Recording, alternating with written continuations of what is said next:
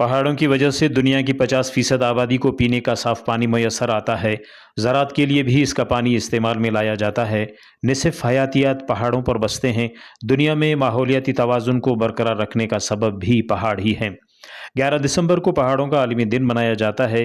جنگلات کی بے درخت کٹائی اپنے فائدے کے لیے، جس سے ماحولیاتی تبدیلیوں نے جنم لیا۔ پاکستان دنیا کے ان خوش قسمت ملکوں میں شامل ہے جہاں میدانی، صحرائی اور پہاڑی علاقے موجود ہیں۔ جنگلات کی پرورش ہو یا برف باری، دونوں ہمارے فائدے کے لیے ہیں۔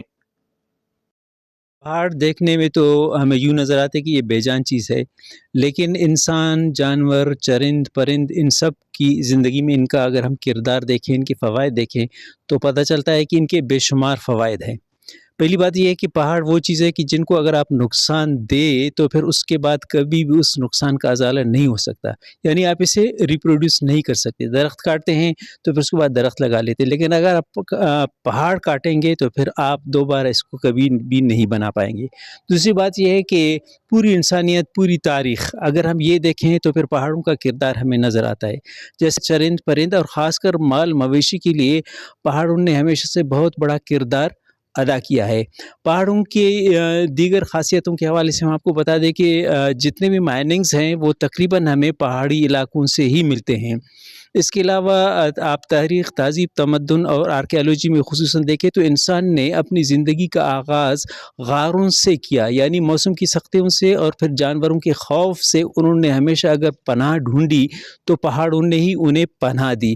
اس کے علاوہ انسان نے جب پتھر سے پتھر کو مار کر توڑا اور اس کے بعد اپنی ضرورت کی کوئی چیز، یعنی کسی چیز کو کاٹنے کے لیے، توڑنے کے لیے جب انہوں نے اس سفر کا آغاز کیا تو پھر اس کا آغاز بھی پہاڑوں سے ہی ہوا۔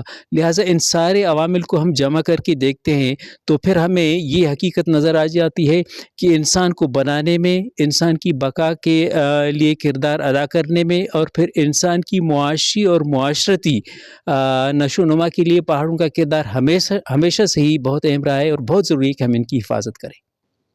کبھی پہاڑوں میں جا کر محسوس کرے، ان پہاڑوں کی آغوش میں قدرت نے سکون کا خزانہ رکھا ہوا ہے۔ یہ پہاڑ انسان کو فطرت کی طرف بلاتے ہیں اور مشینی زندگی سے تھکے ہوئے ذہنوں کو سکون دیتے ہیں۔ اپنے بچوں کو قدرت کے یہ عظیم نظارے دکھائیں۔ رپورٹ مرتضیٰ بلوچ، وش نیوز، خوزدار۔